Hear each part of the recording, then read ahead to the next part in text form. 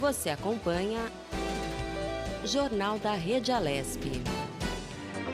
Estamos de volta, esse é o Jornal da Rede Alesp dessa sexta-feira, trazendo para você as informações do Legislativo Paulista e também as notícias da pandemia do coronavírus. Vivemos em quarentena no estado de São Paulo até o dia 14 de julho, e logo mais ao meio-dia e 45, tem a coletiva do governador João Dória aí trazendo mais anúncios, né? Sexta-feira é o dia tradicional que eles fazem a avaliação da mudança do quadro aí do Plano São Paulo. Então, muitos anúncios nessa sexta-feira, alguma coisa em relação também às atividades de entretenimento, algumas coisas podem ser autorizadas a reabrir no estado de São Paulo. Então vamos acompanhar aí essa coletiva a partir do meio-dia e 45. Você tem esta coletiva ao vivo aqui no Jornal da Rede Alesp. A gente acompanha tudo. Eu estou aqui com a jornalista Lilian Busato e vamos para mais notícias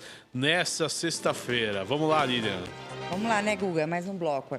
Pois é, de notícia, o deputado Caio França, do PSB, na verdade, ele está presidindo a CPI das fake news, que tem como objetivo investigar os casos de notícias falsas nas eleições de 2008. A reunião acontece neste momento e você pode acompanhar por toda a Rede Alesp. Na reunião em ambiente virtual, o deputado disse que espera dar celeridade aos trabalhos. Eu quero conversar com todos para que a gente possa chegar num horário e dia que possa ser de comum acordo e que possa atender todos os colegas. Portanto, eu na sequência, na nossa próxima agenda, eu farei isso, juntamente com um plano de trabalho já apresentado. Eu tive a oportunidade já de presidir na legislatura passada a CPI do Detran. Nós conseguimos garantir quórum em todas as comissões, ouvimos todos os envolvidos. Então, quero poder, com essa experiência que tive também, colaborar aos colegas para que a gente possa chegar num acordo aqui em relação à data e horário, para que todo mundo possa participar da melhor maneira possível dessa CPI, que é tão importante. E a deputada Maria Lúcia Amari, do PSDB, irá ocupar a vice-presidência e a relatoria ficará a cargo do deputado Sargento Neri, do Avante. Para a deputada Mônica, da bancada ativista do PSOL, é preciso focar nas fake news relacionadas às eleições. Eu acho que a questão sobre o conceito de fake news é mais fácil do que a resposta para combatê-lo. Afinal, você tem razão, é uma linha tênue entre difamação e liberdade de expressão, mas a gente tem um conjunto de legislação que pode ser aplicada, como, por exemplo, calúnia. Calúnia é calúnia, difamação é difamação. O conjunto de legislação que rege, por exemplo, a profissão de jornalismo, sobre responsabilidade, sobre checar para quem quer ter blog, por exemplo, isso está mais explícito. A grande dificuldade da questão da fake news são as máquinas e as indústrias de financiamento que desequilibram a forma como as pessoas fazem a política no país. A gente vai passar por uma eleição agora e se a gente não regular essa máquina, a gente vai ter de novo uma eleição pautada pela desinformação e isso é muito grave. A princípio, ficou definido que os parlamentares vão se reunir às sextas-feiras por volta de 10 horas da manhã. A CPI das fake news tem prazo de 120 dias que pode ser prorrogado por mais 60 dias. Ao final dos trabalhos, um relatório é apresentado a autoridades como o Ministério Público e Defensoria Pública. A deputada Janaína Pascoal, do PSL, destacou que é preciso ouvir especialistas para definir o conceito de fake news. Qual é a definição, né, de fake news? Porque uma coisa que tem que ser esclarecida, né, para o público que nos acompanha agora é que não existe, né, um tipo penal, uma previsão legal de um crime de fake news.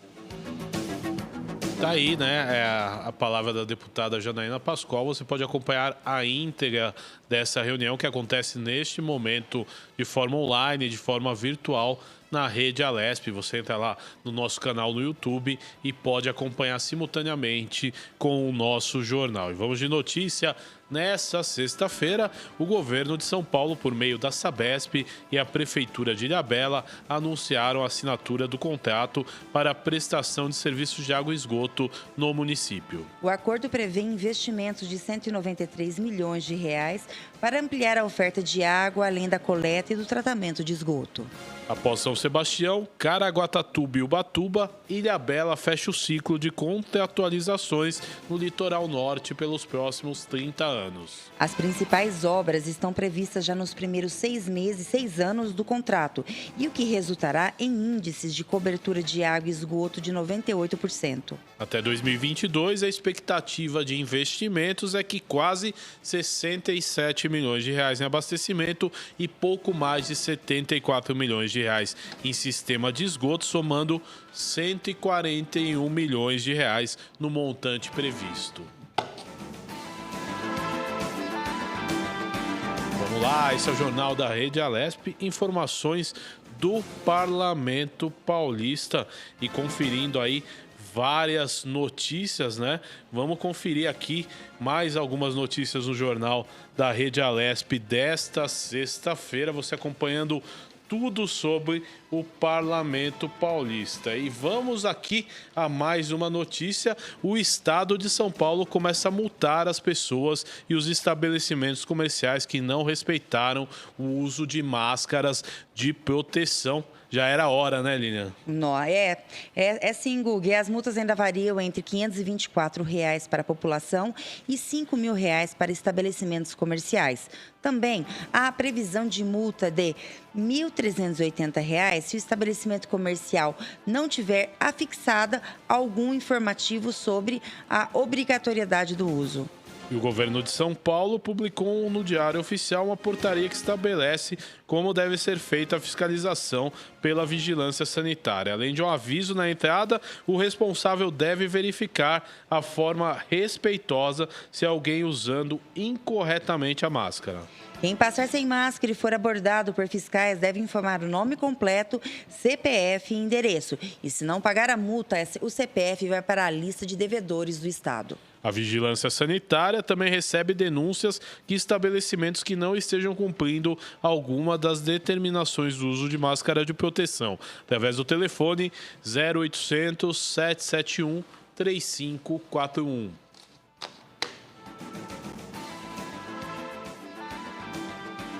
Esse é o Jornal da Rede Alesp. Informação nessa sexta-feira. Vamos de entrevista aqui no Jornal da Rede Alesp. Daqui a pouco, mais um convidado aqui no Jornal da Rede Alesp.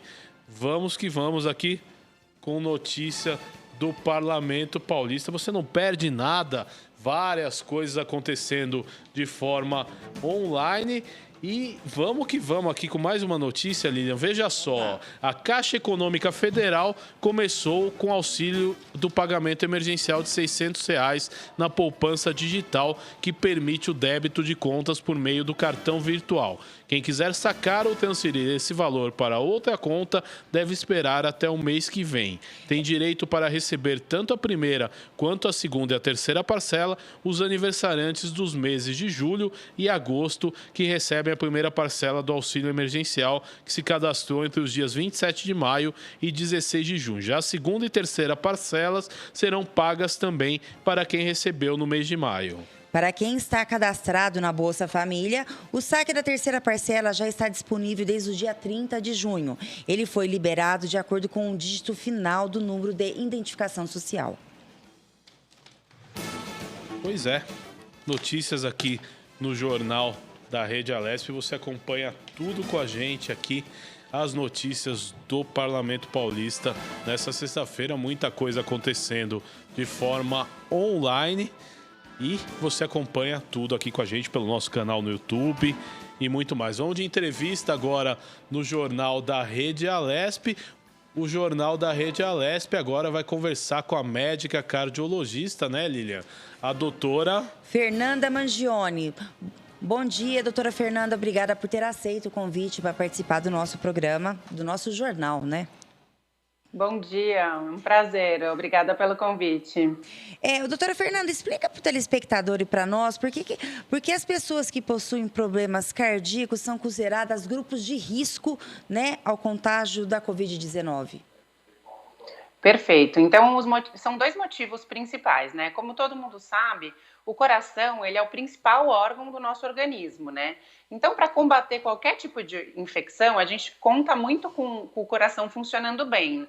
Então, se o paciente tem algum problema cardíaco, pode dificultar, assim, no combate a essa infecção. E o outro motivo é que pacientes que têm doenças crônicas, como é o caso de pressão alta ou insuficiência cardíaca, que é o coração fraco, eles têm um estado inflamatório mais constante quando essas doenças não estão bem controladas.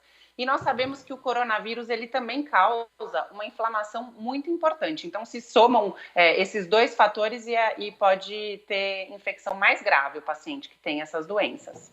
E quais são as doenças cardíacas que se encaixam, né, como grupo de risco? As principais doenças cardíacas são a pressão alta, a insuficiência cardíaca, como eu já disse, que é o músculo do coração mais fraco, né? E pacientes que têm arritmias, que também nós sabemos que o coronavírus ele pode propiciar a arritmias, o próprio vírus e alguns tratamentos também usados contra o vírus. Agora, a doutora Fernanda, já é conhecido, né, que uma das maiores índices de morte, né, quem tem comorbidades são as doenças cardíacas. Os estudos já chegaram a algum apontamento por que o coronavírus ataca tanto os cardíacos? Então, a gente tem algumas informações que falam a respeito disso. O coronavírus ele usa um receptor que está bem presente também no músculo cardíaco para entrar dentro da célula. Mas o que a gente vê é que não são todos os pacientes que têm esse acometimento. Então, são coisas que ainda não estão muito bem explicadas. Em cada paciente, o acometimento pode ser de uma forma... Pacientes que o acometimento maior é só daquela via aérea superior, então sintomas mais brandos, pacientes em que o acometimento é pulmonar predominantemente, que podem evoluir para quadros mais graves, precisarem de intubação, e existem esses pacientes que realmente o acometimento é no coração, então o vírus pode inclusive acometer o músculo cardíaco, né? Desculpa. Doutora, é até importante, né? A gente falou do músculo cardíaco, né? Como funciona a miocardite, né? De maneira didática. Explica para o telespectador da Rede Alesp. Perfeito. Então, a miocardite, ela é uma inflamação do músculo do coração. E no caso do coronavírus, essa inflamação é causada pelo vírus, né? Então, como eu já disse anteriormente, o vírus, ele provoca um processo inflamatório. E o que pode acarretar isso? O comprometimento do músculo do coração pode ter enfraquecimento dessa musculatura. Então, esses pacientes, eles podem evoluir com quadros de insuficiência cardíaca, tá? Esses quadros de miocardite, eles podem simular quadros de infarto, inclusive comprometendo o eletrocardiograma. Então, eu mesma já peguei pacientes que chegam aqui com dor no peito, nenhum sintoma característico de coronavírus, e aí a gente vai fazer o cateterismo desses pacientes, não tem comprometimento nenhum da artéria do coração e tem um acometimento do músculo cardíaco. Então, esse músculo é enfraquecido pela inflamação causada pelo vírus. Isso significa miocardite. Pois é, doutora, uma pessoa com doença cardíaca, ela corre muito risco durante a intubação? Então, é uma excelente pergunta. Não é que ela corre muito risco.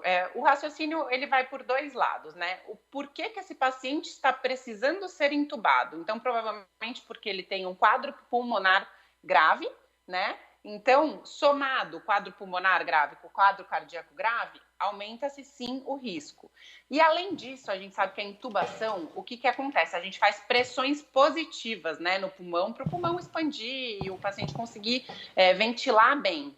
E essa pressão positiva, ela também causa uma certa sobrecarga no coração. Então, o coração ele tem que se esforçar um pouco mais, vamos dizer assim, para vencer essa pressão positiva. Então, os pacientes que são cardiopatas, né, que possuem doenças do coração, eles realmente podem sofrer um pouco mais, ter um risco maior nesse contexto de quando eles precisam de intubação.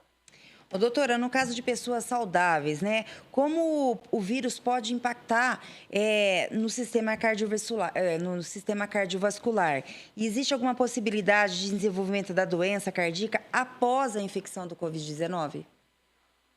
Sim, isso é uma pergunta muito boa, porque nós vemos que tem alguns pacientes que eles têm apresentação cardiológica já inicial. Eles chegam aqui para a gente com problemas do coração. E os principais nesses pacientes que não têm nenhuma doença prévia é a apresentação com arritmias, principalmente arritmias ventriculares, e eles podem também apresentar o que a gente já comentou, que é a miocardite.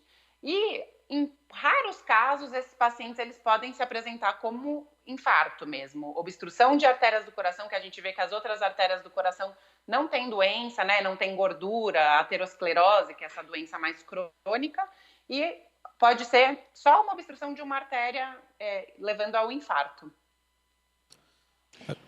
Dor e pressão no peito são consideradas sintomas do Covid-19, doutora? Por que isso acontece e o que pode representar? É exatamente isso que eu acabei de explicar, porque esses pacientes eles podem se apresentar tanto como infarto, né, com um infarto, que pode gerar esse sintoma de dor no peito, e a própria miocardite também, às vezes, pode se apresentar como dor no peito e falta de ar. Então, basicamente, por isso.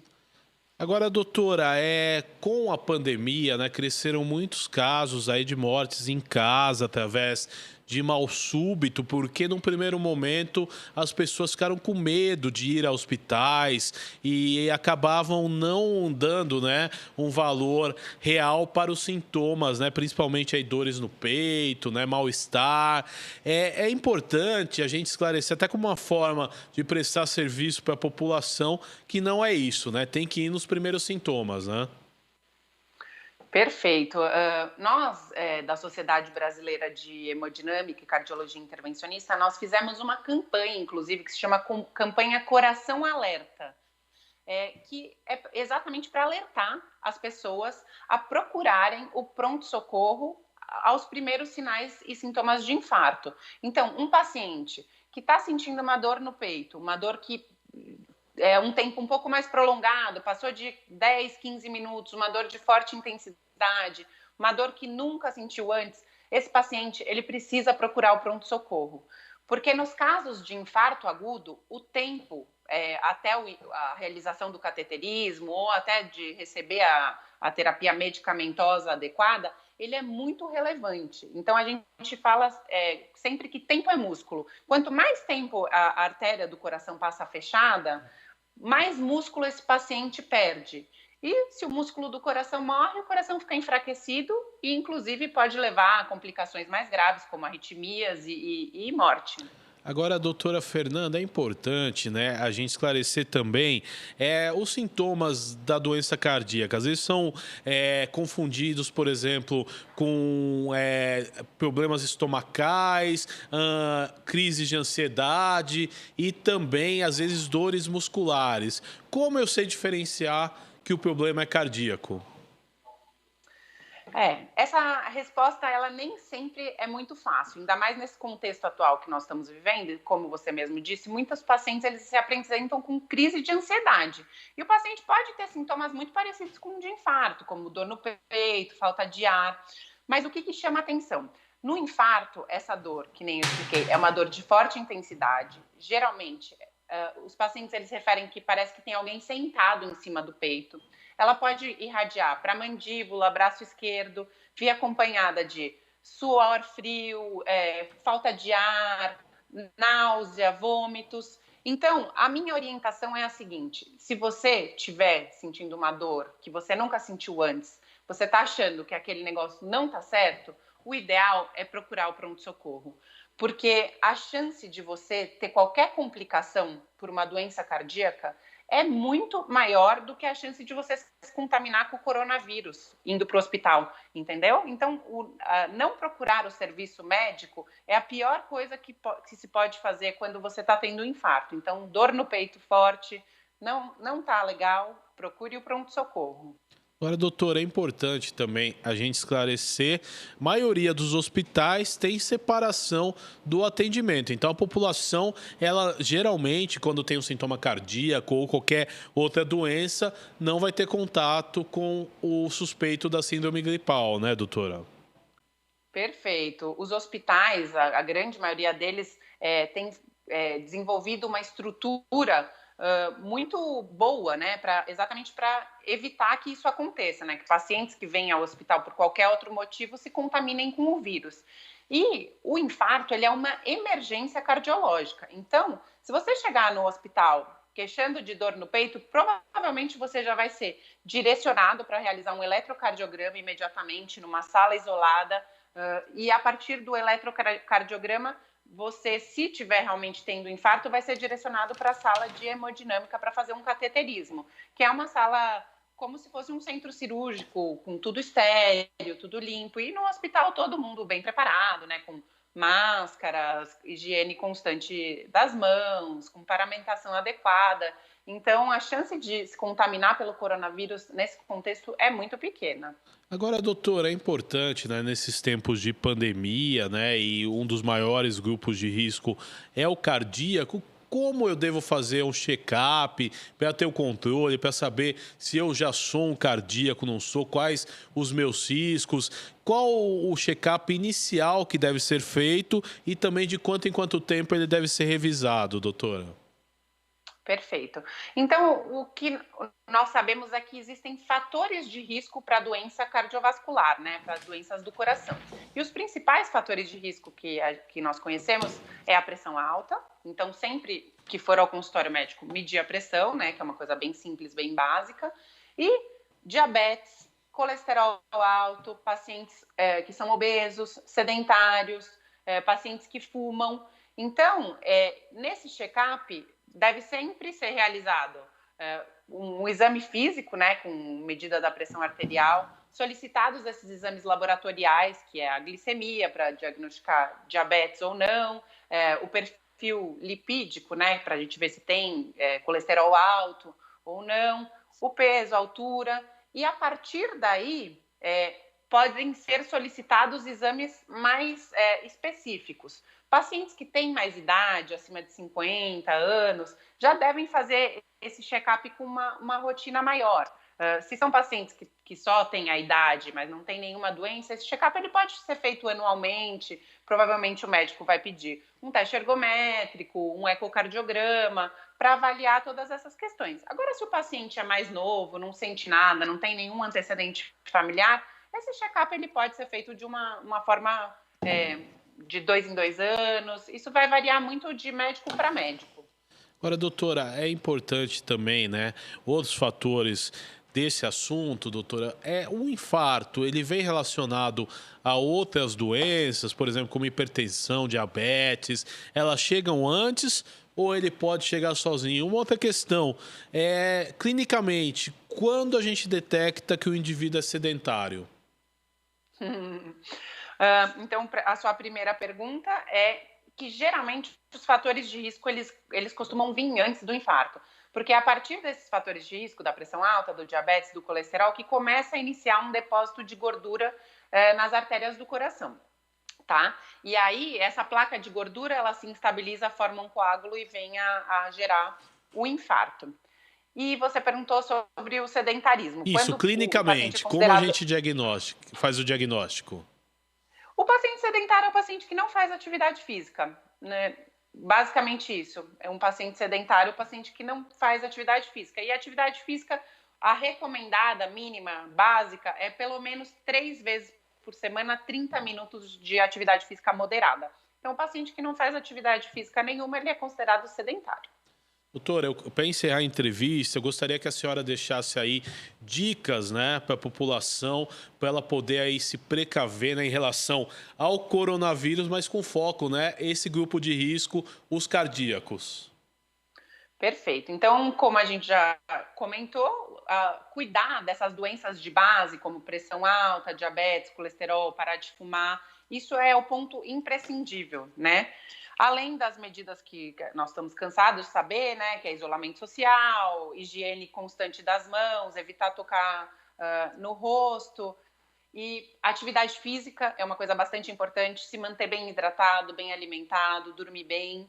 Então, essas medidas, elas ajudam muito a evitar o infarto. E outra coisa muito importante agora no inverno é os pacientes que tiverem possibilidade tomarem a vacina da gripe, porque nós sabemos também que infecções virais, que não é só o coronavírus, a gripe também, aumenta a chance do paciente vir a ter um infarto. Então, se possível, se vacinar contra a gripe. Doutora, eu quero agradecer a sua participação no Jornal da Rede Alesp desta sexta-feira. Até uma próxima oportunidade. Muito obrigado, viu? Obrigada pelo convite. Bom dia.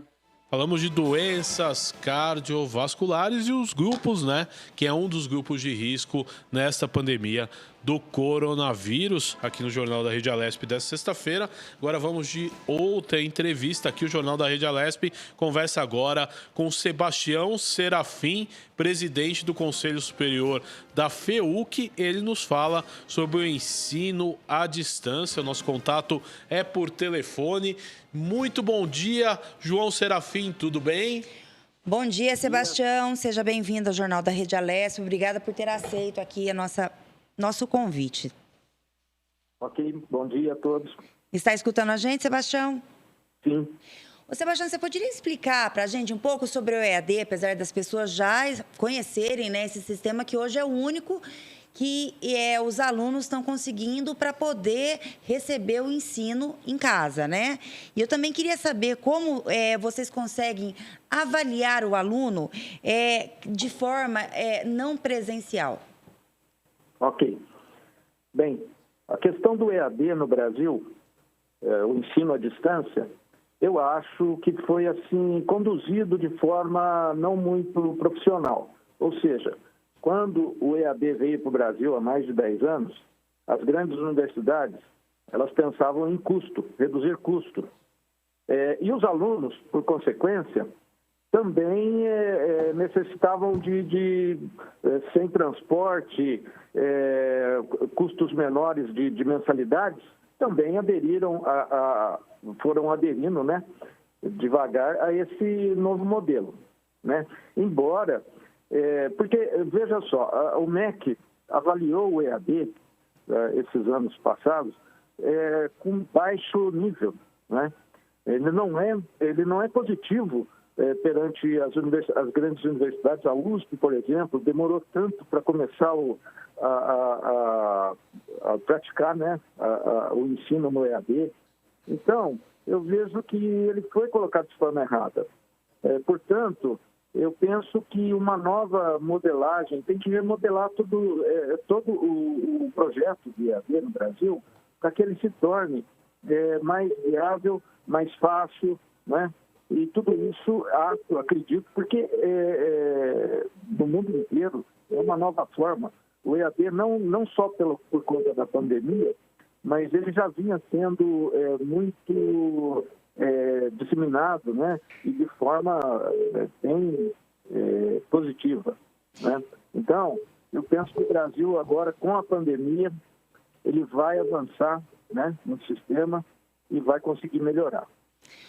Em relação à avaliação dos alunos, os alunos eles recebem, né, via a plataforma de ensino, a plataforma de EAD, eles recebem toda a orientação dos professores para avaliar, para fazer os exercícios, né? Nas plataformas tem como identificar se o aluno está assistindo às aulas, então você marca a presença. Então, a questão de avaliação e de presença do aluno, com as plataformas que existem hoje, não é difícil, não é nada difícil, é possível e é aceito pelo MEC, né? Então, é tudo bem embasado legalmente, inclusive. Ô, Sebastião, você acha que um pós-pandemia, o EAD, ele ameaça os empregos dos professores presenciais? Eu acredito que sim, né? Mas penso também que a tecnologia, todo o novo sistema, ele deve abrir novas vagas de emprego em outros setores, como, por exemplo, na tecnologia, né? Então, acredito muito que deva equilibrar, vamos dizer assim, né? Agora, infelizmente, a vaga de emprego estrutural, ela vem, né, acabando, ela vem sumindo com a tecnologia. E não ia ser diferente no ensino. No Jornal da Rede Alesp dessa sexta-feira, a gente conversa com Sebastião Serafim, que é diretor administrativo e presidente do Conselho Superior da FEUC, que é a Faculdade Euclides da Cunha, que é uma autarquia municipal lá em São José do Rio Pardo. Sebastião Serafim, eu gostaria de perguntar, nessa época de pandemia, os alunos estão fazendo aulas online. Podemos considerar que esses alunos estão preparados, né, para essa atividade sem o contato direto ou o contato mais próximo com o professor? Não. Definitivamente, os alunos não estão muito preparados, né? E muito menos, ou diria, né, que de igual forma, os professores também não estavam preparados, né? Um professor que dá uma aula presencial, normalmente, né, ele tem uma didática ali, né, para dar essa aula, não é a mesma coisa diante de uma câmera, né? Produzindo um vídeo, por exemplo. A gente encontra muita dificuldade com os professores para acontecer dessa forma, né? O ensino EAD à distância, ele tem um estúdio, né? Ele tem toda uma programação, uma estrutura tecnológica e de apoio para que essa aula ela seja conduzida de forma ao aluno poder entender, ou ao ouvinte poder entender, o telespectador poder entender. E não tem acontecido isso no ensino à distância dessa forma com a pandemia, né? Foi tudo muito rápido, ninguém estava preparado para isso, nem escolas, né? Algumas universidades, sim, lógico, já tem isso já vem praticando, né, esse modelo há bastante tempo. Mas as escolas, né, ensino fundamental, ensino médio, elas não estavam preparadas para isso de forma nenhuma. Então, penso que provavelmente no segundo semestre agora, isso vai melhorar muito, né? Nós aprendemos muito com esse primeiro semestre, com a pandemia, né? Então, acredito que no segundo semestre deva melhorar bastante o nível e a forma de disseminar esse modelo. O Sebastião, hoje, na sua visão, qual que é o maior desafio que o EAD vem enfrentando? Acredito que a forma do professor encarar uma câmera, né, encarar um vídeo, né, é a forma dele dar essa aula diante de através de um vídeo, de uma videoconferência, ou seja, né? Então, esse é o maior desafio, é preparar os professores, preparar as universidades, as escolas, preparar tecnologicamente, preparar os alunos.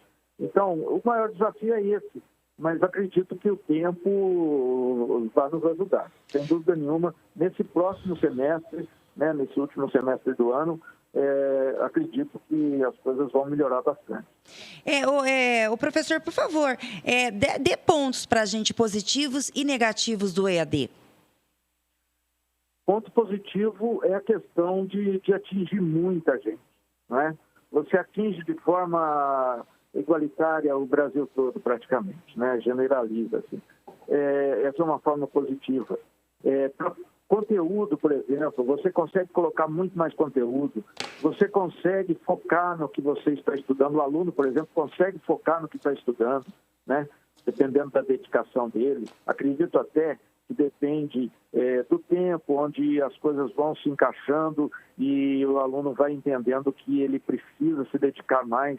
A verdade é essa, né? Precisa ter uma dedicação maior do aluno. Então, pontos positivos existem muitos, né? Eu diria que negativo seria o fato de a gente não ter tanta tecnologia, né?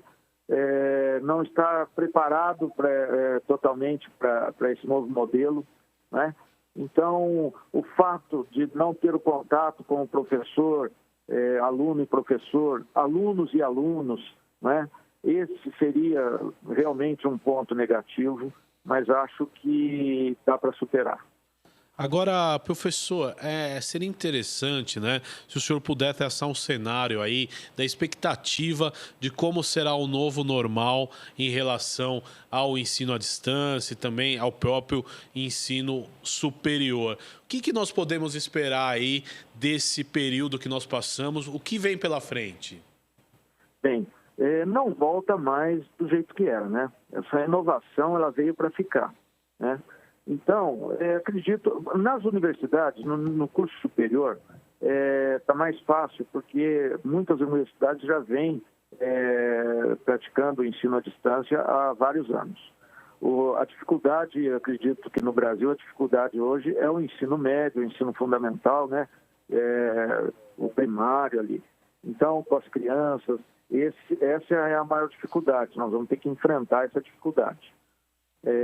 De maneira nenhuma a gente volta, o país vai voltar, o mundo vai voltar a ser o que era, né?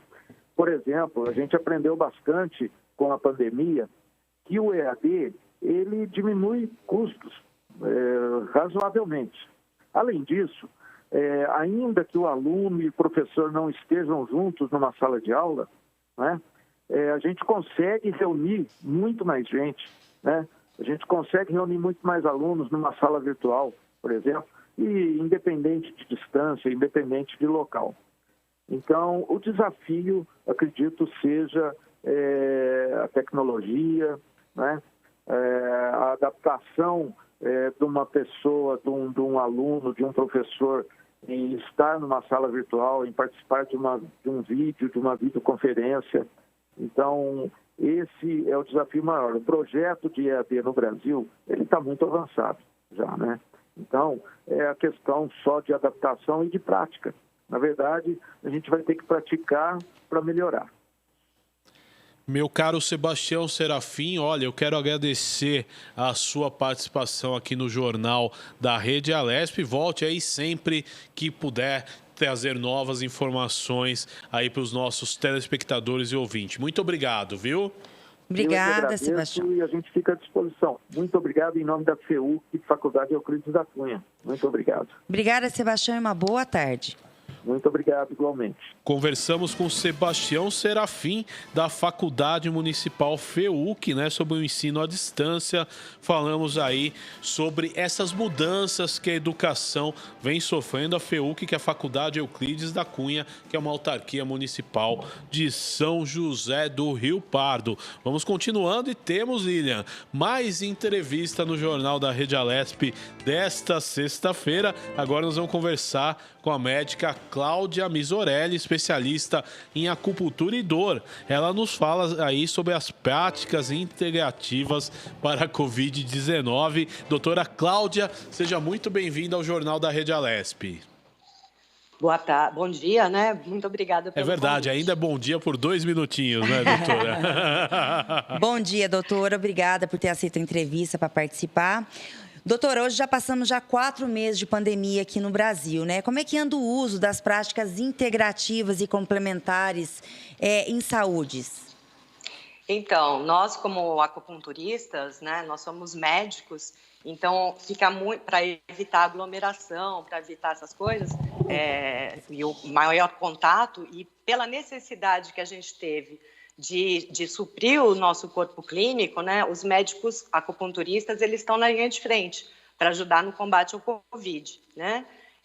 Ou os mais idosos estão fazendo na parte de telemedicina, né?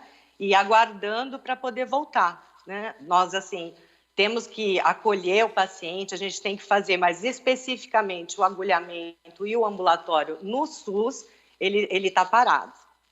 Agora, doutora, importante, né? As pessoas ainda pouco conhecem as práticas de acupuntura, né? Elas são reconhecidas pela OMS porque são práticas muito importantes, né? Aí para auxiliar nos tratamentos. Mas eu acho que principalmente aqui no Brasil ainda falta um pouco de conhecimento. Como difundir essa informação e se de repente se tem acesso a essas práticas já no sistema público de saúde ou só no particular? Sim, eu estou falando aqui Qual que é da o Secretaria cenário? Municipal de Saúde, onde eu sou coordenadora técnica de acupuntura médica.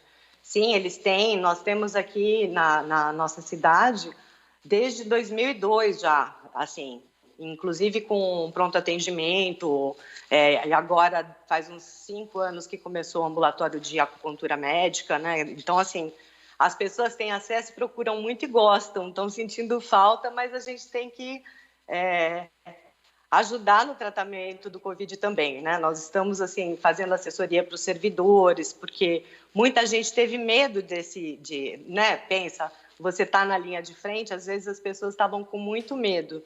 Então, a gente está fazendo esse acolhimento das pessoas e dos profissionais de saúde, tanto na parte de saúde mental como para equilíbrio físico. Eu acho que as pessoas estão começando pelo menos aqui, as pessoas do SUS conhecem muito, né, os usuários. Agora, doutora, são 29 práticas, né? Como a gente falou, acupuntura, fitoterapia, homeopatia.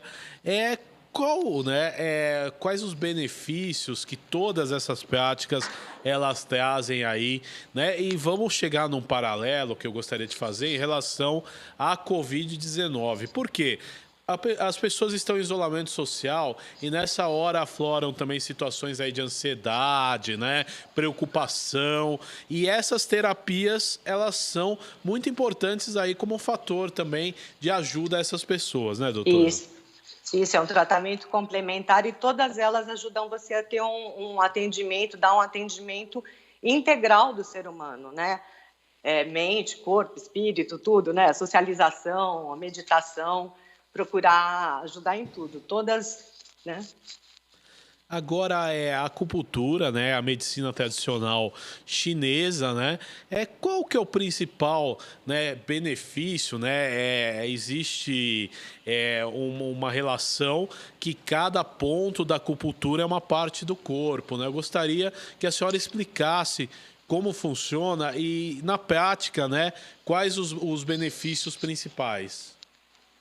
Então, toda vez que você coloca, né, é importante que você tenha um médico para fazer o diagnóstico e ver o que aquele paciente está precisando, né? O que você falou, assim, cada parte do corpo tem a ver, por exemplo, se você olhar a orelhinha, né, o lóbulo da orelha seria a cabecinha, sobre a coluna. Então, Deus é tão maravilhoso, Deus, sei lá qual que é a crença, né, que você consegue tratar a pessoa de várias maneiras. Você tem essa das localizações e também pela inserção da agulha em determinados pontos, você vai atingir algum determinado nível do sistema. Você tem locais, né? Se você colocar uma agulha aqui nesse ponto, você vai estimular, por exemplo, tudo que passa no setor, no dermátomo T4, né? O torácico 4.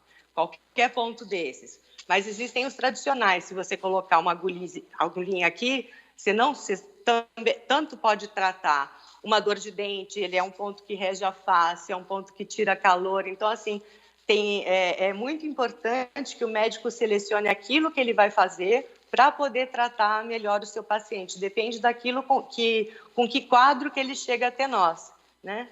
Agora, doutora, interessante também, né? Porque a acupuntura é uma prática aí que ela pode ser exercida por vários, né, tipos de profissão. Exemplo, temos dentistas que praticam, outros profissionais. Como funciona a regulamentação e quais os profissionais que podem fazer? A última resolução, os médicos, os odontologistas e os veterinários, cada um em sua área de atuação, né? Entendo. Então, na verdade, já existe essa regulamentação e só essas 3 classes que podem, né? Sim. Existem várias pessoas que antigamente faziam, né, fisioterapeutas, você podia ir num cabeleireiro e tem gente lá que fica aplicando, mas você tem que ter muito cuidado, porque no fato de você estar inserindo uma agulha, você pode ter riscos. Então, você tem que fazer com aquelas pessoas que sabem fazer, que são treinadas e habituadas a fazer. Agora é interessante que a gente também aborde esse assunto, né? Os tratamentos, eles demoram para ter resultado ou ele é mais rápido do que a medicina, né, tradicional? A acupuntura, ela vai te levar a um equilíbrio, né? Você vai, dependendo da onde você quer atingir, por exemplo, uma pessoa travou a coluna, você pode tirar numa sessão só, ou aquilo pode durar, ser uma doença que está crônica, que está aquilo, sabe assim? Que é mais longo o processo. Depende muito caso a caso, né? Se for uma coisa aguda, vai levar menos tempo. Se for uma doença mais crônica, ela vai levar mais tempo para ser tratada.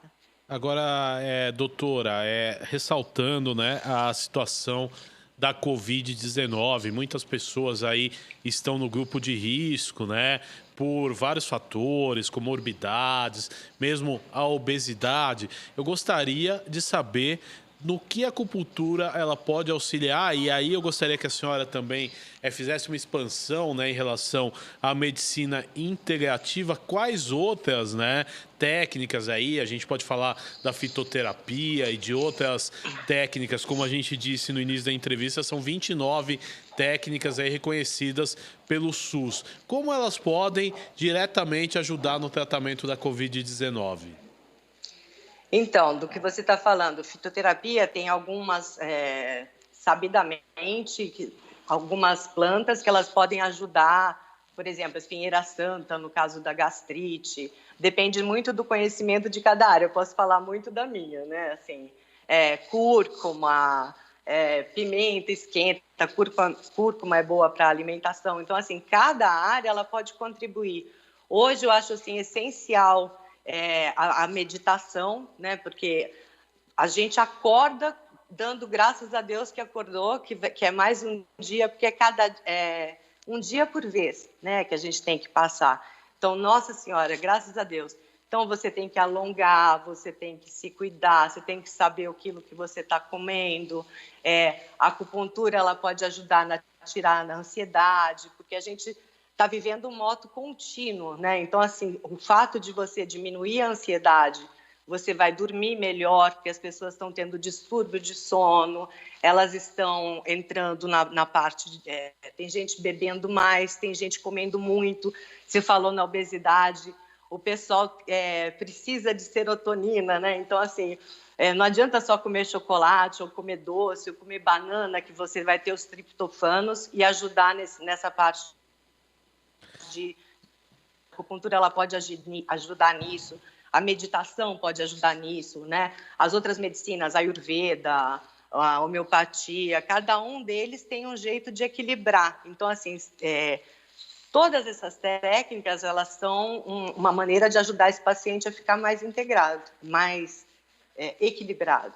Não sei se te ajudou, assim. Sem dúvida nenhuma. No caso da acupuntura, pois não. A gente está assim, a pessoa acorda...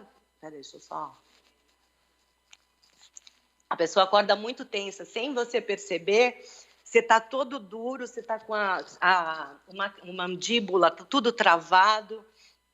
Como é que eu vou poder fazer isso? Você tem que ajudar esse corpo a se movimentar.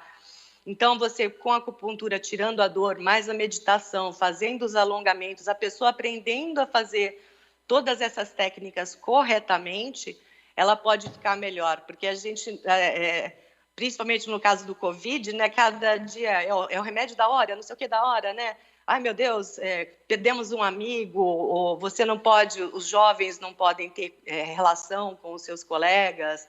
O professor anteriormente estava falando sobre as aulas online. As crianças estão tendo muito pânico na hora de fazer as provas e as mães sofrem junto, né? Porque quando o filho da gente sofre, a mãe sofre junto, né? Então, tudo isso pode ajudar a pessoa a se equilibrar melhor. Tá certo. Doutora Cláudia Misorelli, eu quero agradecer a sua participação no Jornal da Rede Alesp desta sexta-feira. Até uma próxima oportunidade. Muito obrigado. Eu que agradeço, em nome do Colégio Médico de Acupuntura do Estado de São Paulo. Obrigada por estar aqui, tá bom? Tá certo, doutora. Cuidem-se. E assim, respira, inspira e não pira, né? Eu acho que é a frase, né, de agora, eu acho que é bem legal. Muito obrigada. Muito obrigado, doutora. Esta foi a doutora Cláudia Misorelli, médica especialista em acupuntura e doutora diretora da Secretaria de Município da Saúde de Santana do Parnaíba. Lilian, vamos aí de mais notícias, né? Um estudo da Universidade Federal de Pelotas, a UFPEL, concluiu que, diferentemente do que se pensava, a Covid-19 é assintomática apenas em uma fração pequena dos casos. Professor da UFPEL, o levantamento permitiu concluir que uma fração considerável não chega a ter necessidades hospitalares, mas apresenta uma versão leve dos sintomas. Para o professor da universidade, o resultado vai ajudar a combater a disseminação da doença no país, com a adoção de protocolos que orientem testagem de acordo com sintomas mais comuns. O Ministério da Saúde divulgou ontem um boletim com 1.252 novas mortes para a Covid-19, confirmadas em 24 horas.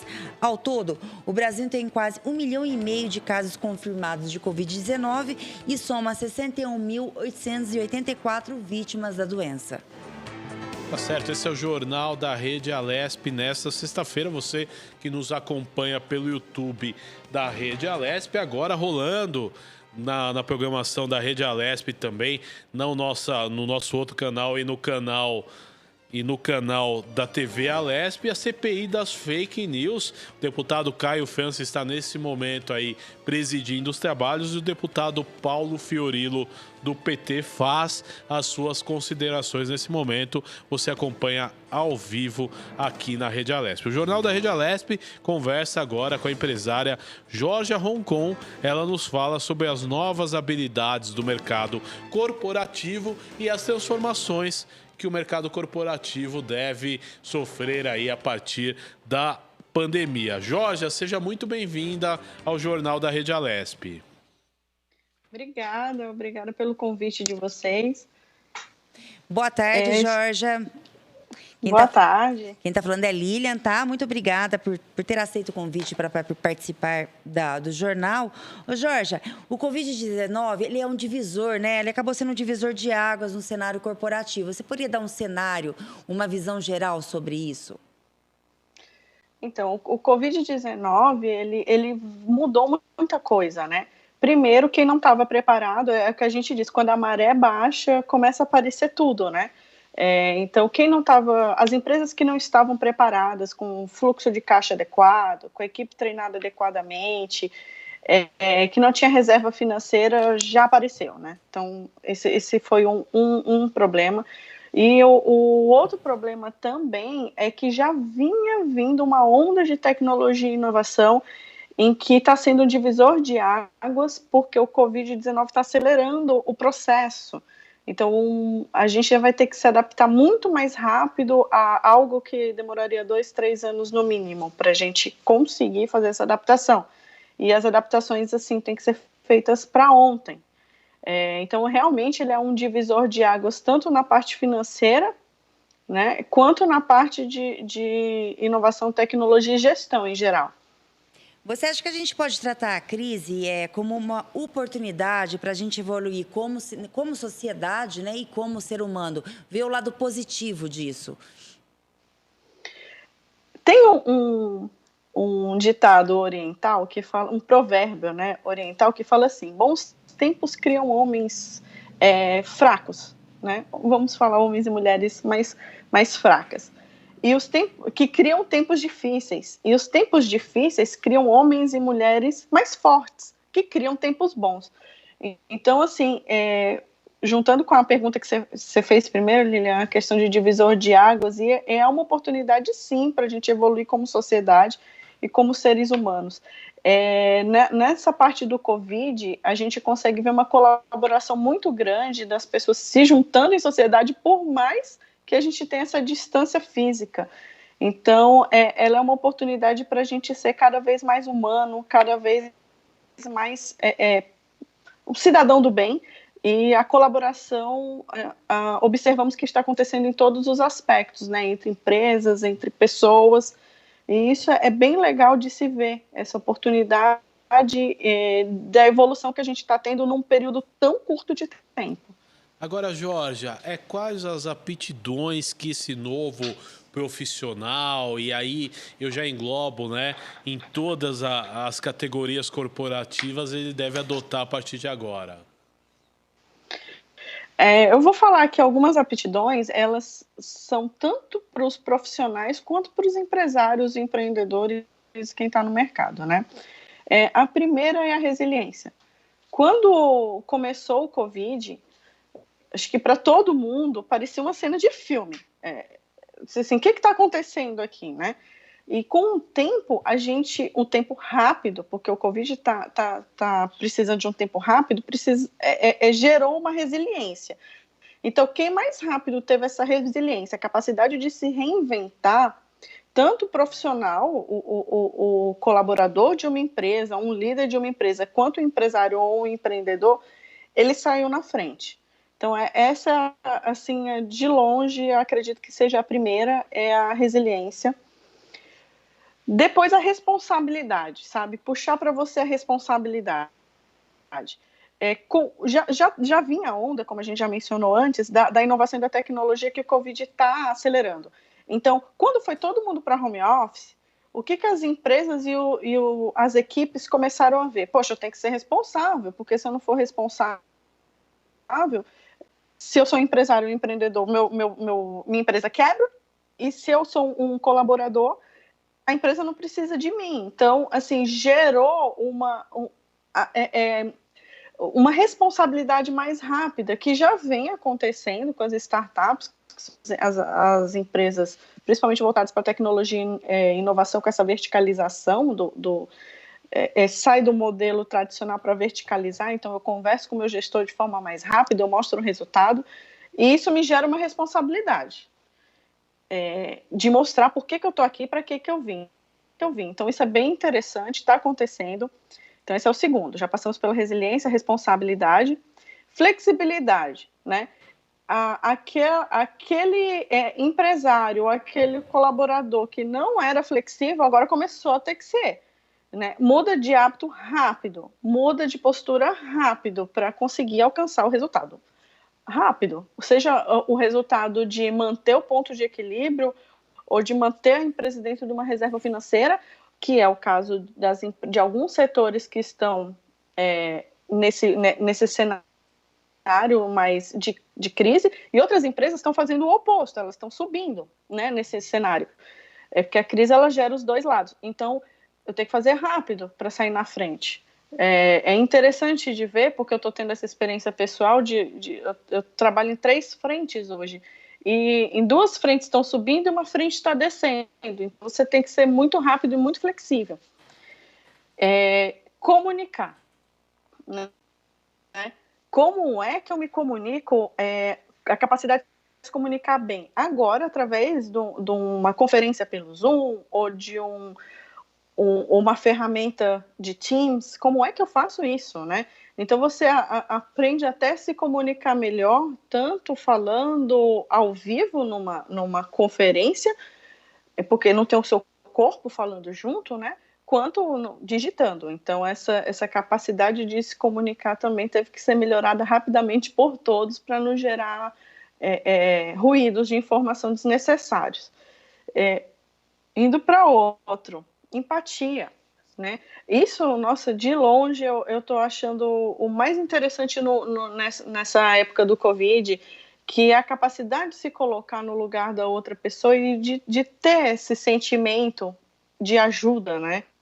E de entender o ser humano.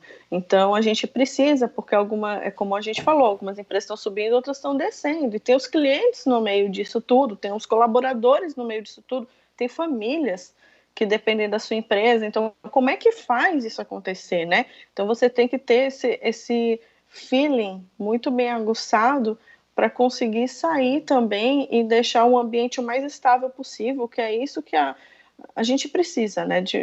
O momento já está tão instável, então, principalmente os líderes têm que trazer um pouco de estabilidade, né? E através da empatia a gente consegue fazer isso. E o último, assim, não menos importante na sequência, é o pensamento crítico. Então, nesse cenário pós-crise, você tem que pensar criticamente, você tem que criticar as coisas e achar alternativas rápido, que tem a ver com o primeiro que eu falei lá, que é da resiliência. Então, por quê? Porque você tem que pensar, criticar, testar, errar e ir rápido, né? Você precisa alavancar o seu negócio de novo, ou você precisa aproveitar uma onda de oportunidade que está vindo. Então, se você esperar muito, você perde o time das coisas.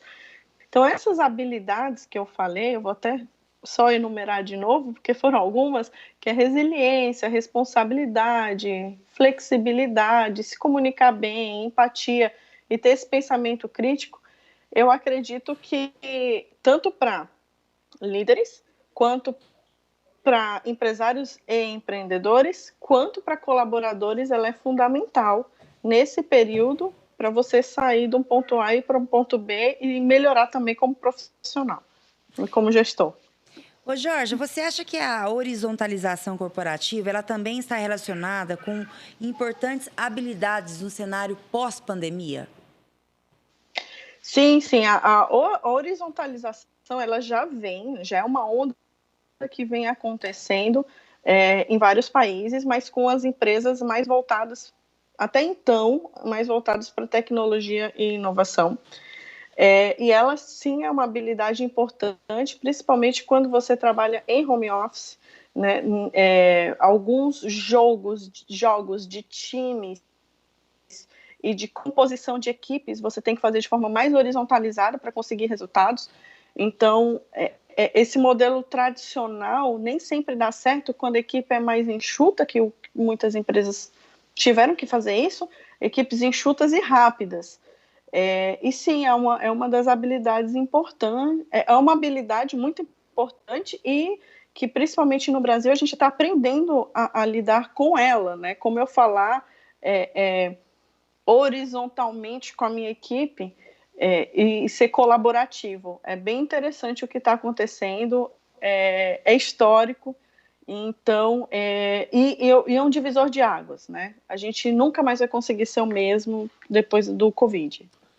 Jorge, eu gostaria de agradecer a sua participação no Jornal da Rede Alesp desta sexta-feira. Até uma próxima oportunidade da gente falar aí sobre o mercado corporativo, que sem dúvida nenhuma vai sofrer muitas transformações aí de agora em diante. Muito obrigado, viu, Jorge?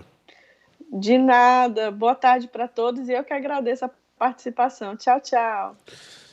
Seguimos com informação no Jornal da Rede Alesp desta sexta-feira e o Ministério Público Federal entrou com ação civil pública pedindo a suspensão da nomeação de Luciano Silva Barbosa Querido para o cargo de presidente da Fundação Nacional das Artes, a Funarte. Para o MPF, ele não possui formação profissional ou mesmo experiência suficiente para ocupar cargo direto. Luciano Querido foi nomeado em maio para presidir a Funarte, que eu repito, a Fundação Nacional das Artes. Segundo o MPF, a nomeação de Luciano oferece grave risco ao próprio funcionamento da Funarte, com a possibilidade de diretrizes técnicas que possam ser distorcidas de lentidão ou até mesmo de interrupção nos serviços desempenhados pela Fundação, causando reais prejuízos na gestão e no fomento à atividade produtiva artística brasileira no cargo. Jornal da Rede Alesp, nesta sexta-feira, eu aqui ao lado da jornalista Lilian Busato, trazendo informações. E agora a gente tem, né, o nosso repórter e apresentador da Rede Alesp, que vai trazer notícias quentes aí do Parlamento Paulista. Ele, o Sérgio Everton. Sérgio Everton, seja muito bem-vindo ao Jornal da Rede Alesp. Guga, tudo bem? Lilian, bom dia a vocês. Boa bom tarde, dia também. Sérgio. Aliás, boa tarde. Boa tarde. Meio-dia e alguns quebrados já, meu amigo. Exatamente, eu perdi a hora aqui. Bom dia a vocês, bom dia aos nossos telespectadores e ouvintes da nossa Rede Alesp. Eu vou falar hoje da sessão extraordinária, né, que teve ontem no plenário Juscelino Kubitschek, onde foi colocado em pauta 2 requerimentos, né, de urgência, um do deputado Daniel José, né, que cria aí o Índice de Qualidade de Educação Municipal, o IQUEM, e também altera a redação da lei número 3.201 de dezembro de 1981, né, que dispõe aí sobre a parcela pertencente aos municípios do ICMS, que é o Imposto de Circulação de Mercadorias, né? O que aconteceu?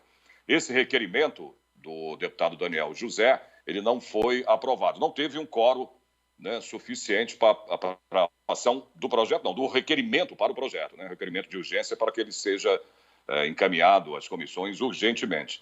E não houve o quórum suficiente, acho que foi 53, né, deputados que votaram, né, e a votação não chegou ao quórum suficiente, que é de 48 o mínimo, né, para que o requerimento fosse aí aprovado.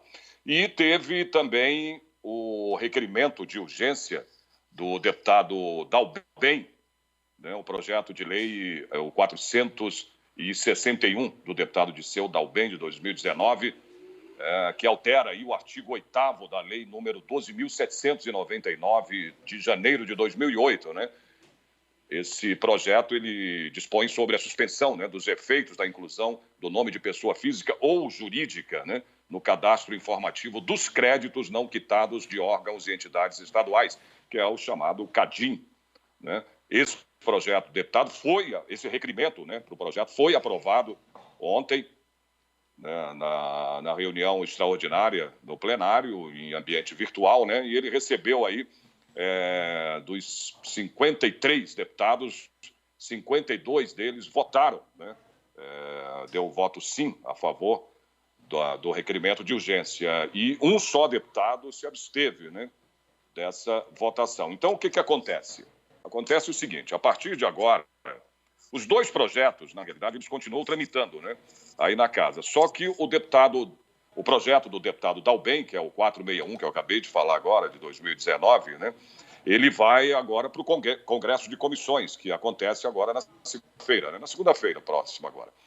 E ele vai ser discutido, né, e vai ser votado na comissão, nessa comissão, no Congresso de Comissões, né, que são as comissões conjuntas, né, a CJRC, que é a Comissão de Justiça, né, de CCJR, que é a Comissão de Constituição, Justiça e Redação, tem também, elas são conjuntas, né, a Comissão de Finanças e Orçamento e a outra comissão, que é a Comissão de Relações do Trabalho, né? Então, elas se juntam e vão analisar o projeto, né, discutir esse projeto para ser votado na comissão. Daí, sim, depois disso, ele vai a plenário para ser discutido pelo mínimo, né, de 6 horas, porque na realidade são 12 horas, mas sendo aprovado na comissão conjunta, ele passa para o plenário, né, com o mínimo de 6 horas de discussão para daí ser votado, né? Agora, o projeto do deputado Daniel José, o 855 de 2019, caso, né, ele não tenha aprovação aí desse requerimento de urgência, ele continua sendo analisado, né, pelas comissões aí no tempo normal, as comissões da casa. Então, isso foi só um requerimento, né? Agora tem o Congresso de Comissões na segunda-feira e aí vai ser discutido esse projeto do deputado Dalben, que foi aprovado o requerimento ontem na sessão extraordinária aqui da Assembleia Legislativa em ambiente virtual, né? E como eu disse, o do deputado Daniel, ele continua sendo aí analisado, né, pelas comissões dentro do tempo normal. É isso que eu tenho para hoje, Lília e Guga. Meu caro Sérgio, quero agradecer aí a sua participação nessa sexta-feira, né? E você volta aí com mais informações aí durante a semana, sempre antenado no que acontece aqui no Parlamento Paulista, né, Sérgio? Sem dúvida, é muito importante, né, a gente falar do trabalho dos parlamentares, né? Não só dos projetos, falar também das comissões todas, né? Tem CPIs, e, enfim, é importantíssimo esse trabalho né, que é realizado pelos nossos parlamentares na Assembleia Legislativa aqui de São Paulo. É importante a gente conversar, hoje é sexta-feira, né, um dia mais light. Eu sei que você tem feito um programa muito interessante aqui na Rede Alesp, que é o Ideias em Debate, né, um programa aí que promove a discussão. Gostaria que você, né, os mais jovens, dá um spoiler, né, do que aconteceu, mas eu sou mais velho como você, então diga o que você gravou essa semana. Você tá mais velho do que eu, né? E o que o telespectador vai poder acompanhar aí nas próximas semanas com Ideias e Debate. A Lília está do seu lado, ela sabe disso, que você é bem mais velho do que eu. Exato. Existe controvérsia para tudo, mas vamos que vamos. Imagina, né, Guga, eu novo com 60, né? Se eu tenho 60, então você tem quase 80, né? Pelo amor de Deus. Ô, Sérgio, fala pra gente, pro telespectador, quais foram os debates hoje que foi essa semana, né, que você gravou com um deputado. Sim, eu tenho gravado aí o programa, geralmente com um deputado, né, e um convidado, para que haja, né, uma interação, né, um debate. Isso é muito importante, né, esse debate, principalmente nesse momento que a gente está vivendo aí de pandemia, né? Geralmente a gente questiona sempre essa situação, né? Como é que vai ficar, né? Quais as situações aí dos outros municípios em São Paulo. Então tem sempre, né, um convidado junto com um parlamentar, né? Eu devo gravar o próximo aí, né, com o deputado Carlão Pignatari, que é o nosso líder do governo, né? E com outro convidado para a gente estar debatendo, né? Provavelmente a gente vai debater. Não, eu acredito que a gente vai fazer até o próximo com 2 deputados, que seria um assunto importantíssimo. E né? eu acredito que seja é o projeto de lei 350. Com Vinícius Camarinha também, não é, Sérgio? Vinícius Camarinha, exatamente. Que legal. Aliás, o Vinícius foi o relator desse projeto, né? O 350, que foi aprovado aqui na Assembleia, que é a situação, né, para o coronavírus, as ações que vão ser destinadas, né? Tem muita coisa nesse projeto para que ajude, né, as pessoas na situação que a gente está. Por exemplo, eu vou te citar exemplos aí, por exemplo, a violência contra a mulher. O projeto tem um artigo, né, que dá proteção à mulher, inclusive na situação de briga, dela ser agredida, né? Então, o poder público vai destinar uma verba, né, para que ela saia de casa e possa ter um abrigo, né? Então, uma verba aí do governo para que ela procure um abrigo e saia dessa situação. Então, são vários itens desse projeto, né, que são muito importantes para a comunidade, para a população aqui do estado de São Paulo, né? Esse 350, né, veio, né, a calhar no momento que a gente está vivendo, né, que é toda essa situação dessa pandemia e outras situações também, né, outras condições que o projeto beneficia aí a população aqui do estado de São Paulo. Isso é muito importante, viu, Guga e Lilian? Sérgio Everton, eu quero mais uma vez agradecer a tua participação no Jornal dessa sexta-feira. Até semana que vem, um ótimo final de semana a você. Gente, para vocês também, um ótimo final de semana para a Lilian, para você e para todos aí, né, que estão trabalhando, né, aí na nossa TV, na Rede Alesp. Tá? E segunda-feira estaremos aqui firme e forte de volta, pode ter certeza. Um grande abraço e um ótimo trabalho para vocês dois aí. Obrigada, Sérgio. Um bom fim de semana e boa tarde. E vamos de mais notícia no Jornal da Rede Alesp. Dessa sexta-feira, a população negra é infectada 2,5 vezes a mais pelo coronavírus do que a de brancos, aponta a pesquisa realizada na cidade de São Paulo. Amostras de sangue colhidas entre os dias 15 e 24 de junho indicam que 19,7% dos participantes que se identificam como negros possuem anticorpos contra a Covid-19, enquanto que nos que se declaram brancos o percentual é de 7,9%. Essa é a segunda fase do estudo comandado por cientistas da Universidade de São Paulo e Universidade Federal de São Paulo, que é a Unifesp, com apoio do Instituto Semeia e a participação de profissionais do Laboratório Fleury e do Ibope Inteligência. A pesquisa realizou exames sorológicos em 1.183 pessoas, todos maiores de 18 anos, em 115 regiões diferentes da cidade. Em cada região foram sorteados 12 domicílios. E o estudo separou distritos com maior e menor renda, segundo dados do IBGE. A conclusão que a epidemia da Covid-19 no município de São Paulo reflete a desigualdade social.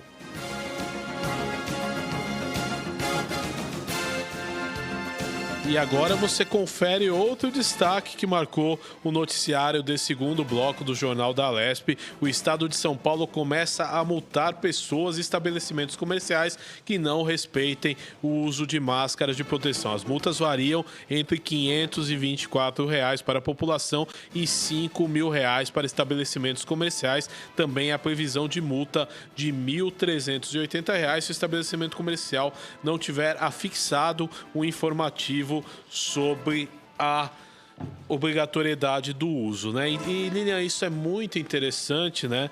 Até porque até condomínios, né? As pessoas são obrigadas a usar máscara. Sim, sim. E o condomínio pode ser multado. Então, se de repente uma pessoa na área comum do condomínio tiver sem máscara e houver uma fiscalização, lógico que as fiscalizações, né, da vigilância sanitária nesses casos são via denúncia. O condomínio pode também ser multado em cerca de R$ 5.000, quer dizer, fica aí, né? Estabelecimentos comerciais também é a mesma coisa, né? R$ 5.000 caso alguém esteja dentro do estabelecimento e não esteja fazendo uso da máscara. Outra dúvida que aparece muito, né? Eu estou no carro, eu preciso usar máscara? Teoricamente, não. Você não vai ser multado por nenhuma autoridade de trânsito. Elas não têm competência para isso. Isso é uma multa da vigilância sanitária. Porém, se você estiver exercendo atividade comercial, por exemplo, motorista de aplicativo, taxista ou algum serviço que envolva terceiros e você passar por uma fiscalização, aí sim você pode ser multado se tiver mais passageiros no carro e de repente eles não fazem o uso da máscara. Então é interessante que fique atento, né? São 12 horas mais 36 minutos. Daqui a pouco tem a coletiva direto do Palácio dos Bandeirantes em São Paulo e vamos aqui de mais notícia. A partir desse mês, a população de baixa renda que teve isenção na tarifa de luz volta a ter cobrança normalizada. Tem isenção que consome até 220 kW por mês e está incluído na tarifa social. Esse benefício foi criado em abril por uma medida provisória do governo federal.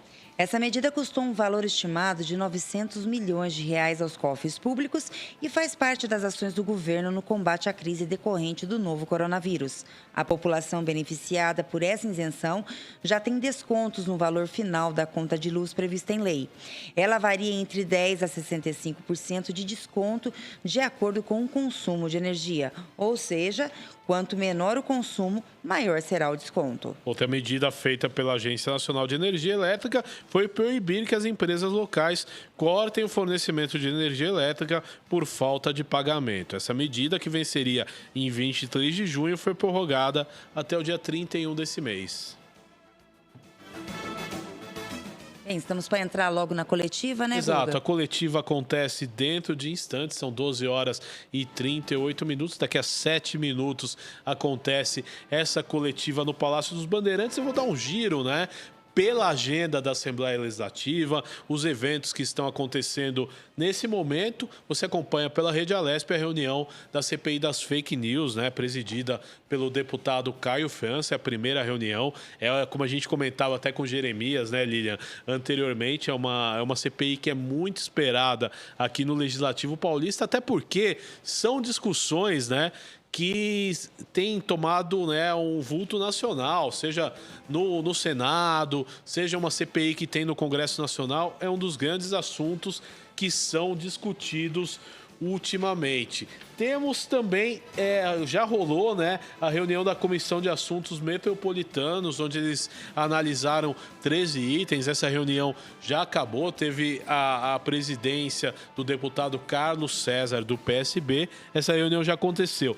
Temos logo mais às 13 horas a reunião especial da CPI de violência sexual contra estudantes do ensino superior. Essa é a primeira reunião que deve eleger o presidente, o vice e o relator dessa CPI. Então a primeira reunião acontece logo mais às 13 horas. Aí daqui a 20 minutos começa de forma online essa reunião aqui no Parlamento Paulista. E às 14h tem a reunião da Comissão de Infraestrutura com a finalidade de proceder a oitiva ao senhor Hélio Luiz de Castro, diretor presidente da Arcesp, sobre a prestação de contas na sua gestão. E você vai acompanhar tudo aqui na Rede Alesp, também no nosso canal no YouTube. Você entra no canal no YouTube, você vai ter várias opções. Acompanhar a programação ao vivo da Rede Alesp e também no YouTube você tem todos os eventos da casa. Nós vamos para um rápido intervalo dentro do Jornal da Rede Alesp. Daqui a pouco a gente volta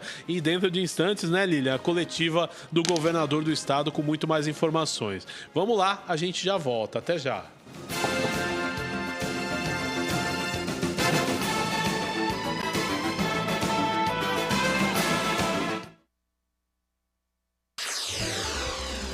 Você acompanha Jornal da Rede Alesp.